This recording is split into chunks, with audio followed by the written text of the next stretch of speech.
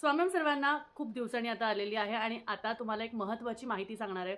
उद्या आहे देवउठणी एकादशी आणि त्याचमुळे सगळ्यात महत्त्वाचा हा दिवस मानला जातो. कारण आपल्याला माहिती आहे चातुर्मास सुरू होण्याच्या आधी देवशयनी एकादशी करतो आपण, ज्यावेळेस भगवान विष्णू जे आहे ते शयन ह्याच्यात जातात आणि आता उद्या जी आहे, जी 12 नोव्हेंबर 2024ला आहे, ती देवउठणी एकादशी आहे. म्हणजे भगवान विष्णू परत आपल्या सगळ्या गोष्टी त्यांच्या हातात घेतात आणि आता इथून मग तुळशीचं लग्न आणि ह्या सगळ्या गोष्टी, आपल्या पारंपरिक गोष्टी या सगळ्या सुरू होतात. आता उद्या महत्त्वाच्या गोष्टी, खूप महत्त्वाच्या तुम्हाला काय करायच्या आहे, तुमच्या आयुष्यात भरभराट हवी असेल, तुमच्या पुढच्या आयुष्यामध्ये चांगलं घडायचं असं तुम्हाला वाटत असेल, तर उद्या भगवान विष्णूंची पूजा काही गोष्टी करून तुम्हाला करायची आहे.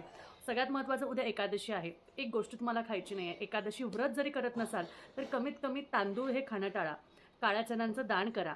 तुळशी मातेचं पूजन करा. तिला वस्त्र अर्पण करा. त्याचबरोबर तिला नैवेद्य अर्पण करा.